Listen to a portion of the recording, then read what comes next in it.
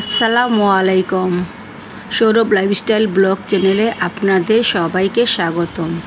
আশা করি আল্লাহর রহমতে ভালো আছেন। আলহামদুলিল্লাহ, আমরাও আমার পরিবারের সবাইকে নিয়ে ভালো আছি। আমরা তো আমার শ্বশুরবাড়িতে চলে এসেছি।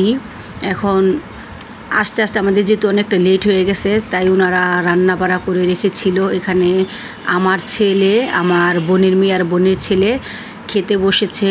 ওনারা রান্না করেছে পোলাও, তারপরে গরুর মাংস, ডাল, সাদা ভাত, এগুলো আর কি রান্না করেছে। এখন ওরা খাইতেছে, আমার ছেলেও খাইতেছে। এইখানে এই যে আমার বোনের মেয়ে, আমার বোনের ছেলে, আমার ছেলে খাইতেছে, আর ওর দাদি ওদেরকে খাবার সার্ভ করতেছে। আমার দিয়ে না, খাইতা না তুমি? না, আমি খাইতাম না। ওরা খাওয়া দাওয়া শেষ করে একটু বাইরে বের হয়েছে, যেহেতু বৃষ্টির দিন, অনেক টিপিস টিপিস বৃষ্টি পড়তেছে। আর গ্রাম দেশের মাটিগুলোতে এমনি একটু পিছলা হয়ে থাকে। এখানে আমার বোনের মেয়ে, বোনের ছেলে আর আমার ছেলে একটু হাঁটতে বের হয়েছিল। আমার বোনের মেয়েটা পিছলা খায় পড়ে গেছে গা। তারপরে ওই প্যাক ট্যাক মাখাইয়াই বাসায় আইছে। আমি আবার ওকে উঠাইয়া নিয়ে আইসি, যেহেতু পড়ে গিয়ে একটু ব্যথা পাইছে, প্যাকটেক মাইখা গেছে। বলতেছি হাত পা ধুয়ে তারপরে কাপড় চেঞ্জ করার জন্য। আর এই যে পিছে পিছে এটা হচ্ছে আমার ছেলের চাচি। এই যে মিলাদের অনুষ্ঠান শুরু হয়ে গেছে, যে উদ্দেশ্যে আমাদের আর কি গ্রামে আসা। এই যে সবাই মিলাদ পড়তেছে, তো আমরাও মিলাদে শরিক হয়েছি। আমরা মহিলারা আছে যারা, তারা অন্য রুমে, আর এখানে পুরুষরা, ছেলে মানুষরা। মিলাদ শেষ, এখন সবাইকে মিষ্টি দেওয়া হইতেছে। এক এক করে সবাই মিষ্টি আর কি হাতে নিতেছে যারা মিলাদে ছিল। আর আমরা যেগুলো মিষ্টি এনেছি সেগুলো বাড়ির সবাইকে আর কি ভাগ করে দেওয়া হবে, প্রত্যেকের ঘরে ঘরে মিষ্টি দেওয়া হবে। তো ভিডিওর এই পর্যায়ে এসে আপনাদের কাছে আমার ছোট্ট একটা রিকোয়েস্ট, যারা আমাদের চ্যানেলটা সাবস্ক্রাইব করেছেন তাদেরকে অসংখ্য ধন্যবাদ জানাই। আর যারা এখনও পর্যন্ত আমাদের চ্যানেলটা সাবস্ক্রাইব করেন নাই, তারা প্লিজ আমাদের চ্যানেলটা সাবস্ক্রাইব করে আমাদের পাশে থাকবেন, আমাদের সহযোগিতা করবেন। আর গ্রামের বাড়িতে আমরা শুধু যাই নাই, আমার ছোট দেবর, ওর ছেলে মেয়েও গেছে। আর ওরা ওইখানে উপস্থিত ছিল, ওই যে বাইরে দাঁড়িয়ে ওরা কথা বলতেছে। আর এখানে ভিতরে আমরা দাঁড়িয়ে আছি। আর এটা আমার বোনের ছেলে, উকি মেরে রয়েছে। তো এখন আমি আর আমার ছেলে, আমার বোনের মেয়ে আর আমার দেবর, আমরা যাইতেছি একটা ইটের ভাটায়। মানে ওখানে একটু কাজ আছে, তাই ইটের ভাটায় যাইতেছি দেখার জন্য। আর কিছু প্রয়োজনীয় কথা বলা লাগবে, এই জন্য ওইখানেই আমরা যাইতেছি। তো এখন এই যে আমরা হাঁটতে হাঁটতে ইটের ভাটায় চলে আসি। ওই যে দেখতে পাইতেছেন বড় একটা ইটের ভাটা। আর এই যে রুমটা, এই রুমে যারা ইট বেচা কিনা করে তারা এখানে থাকে। তো আমরা আইসা পড়ছি এখানে কথা বলার জন্য। তো আমরা কথা বলতেছি।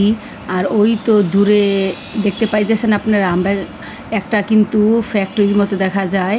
ওইটা নদীর ওই পারে পড়েছে, মানে নরসন্দী এলাকায় পড়ছে ওইটা একটা ফ্যাক্টরি। আর এই যে এখানে ইটের ভাটার কি বিশাল একটা লম্বা একটা, এটাকে কি বলে আর কি জানি না, এটা দিয়ে আর কি ধোঁয়া বের হয় যখন ইটা পুরা দেয়। তো ওনারা বলতেছে এখন ইটের দাম একটু বেশি। সিজন কোন সময়, মানে কোন মাসে? মানে কোন মাসে? শীতের মাঝে বলতে তো কোন মাসে? পৌষ মাস বলতে ইংরেজিতে কি মাস পড়ে?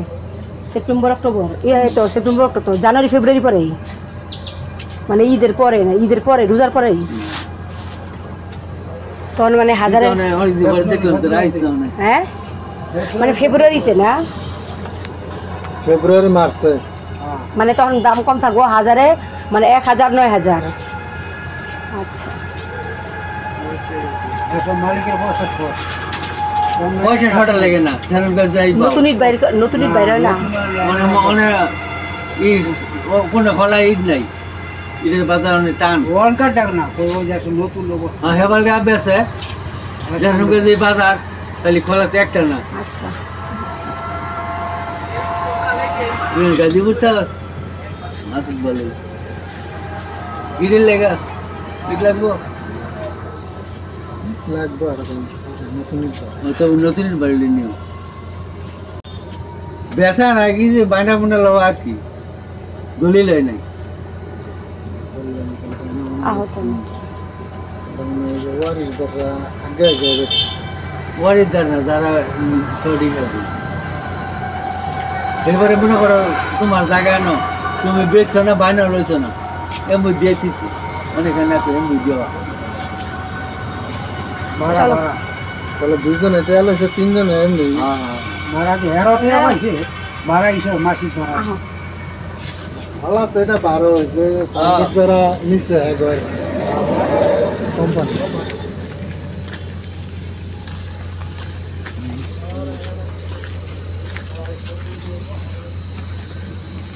ওইখান থেকে কথা বলা শেষ। এখন আমরা আবার ফিরতেছি বাসার দিকে। আর ওই দিকে নদী দেখা যাইতেছে, এই নদীটার নাম হইছে শীতলক্ষা নদী। তো শীতলক্ষা নদীর পাশেই মানে ওদের বাড়ি। এখন এই যে একটু অন্ধকার অন্ধকার হয়ে আইছে, আমরা বাসায় যাইতেছি। দেখতেই পাইতেছেন গ্রাম দেশ কি গুডগুডে অন্ধকার। গ্রাম দেশে সারাদিন যেমনই হোক ভালো লাগে, কিন্তু রাত্রের বেলা যেরকম অন্ধকার হয় মানে ভয়ই লাগে। যেহেতু আমরা ঢাকার শহরের বড় ঢাকার শহরের মানুষ, আমরা গ্রাম দেশে রাত্রে ভয় আর কি, ঘর থেকেই বের হইতে মন চায় না, মানে এত ভয় লাগে। তোরা কোনো 6 জন বুঝছ? আর এই ইয়ে গণ হয়েছে, মোবাইল গণ হয়েছে 3 জন দিয়ে 4 কোটা বুঝছ? 4 কোটা আর ওই সোয়াল করো হেরা সোয়ালে কি বাই তুই নাকি, তারপর দিবি 5 কোটা দিয়ে বি হেগন বুঝছ? এরপরে হেগন দিয়ে বি ইয়ে গণ ইরফান গণ দিয়ে বি 6 কোটা দিয়ে গেল মানুষ হিসাব হিসাব খুলে দিয়ে গেল। আচ্ছা আমি এনে তরকারি গরম করতেছি, তোর গুগুরে ডাক দিছিলাম আনতে।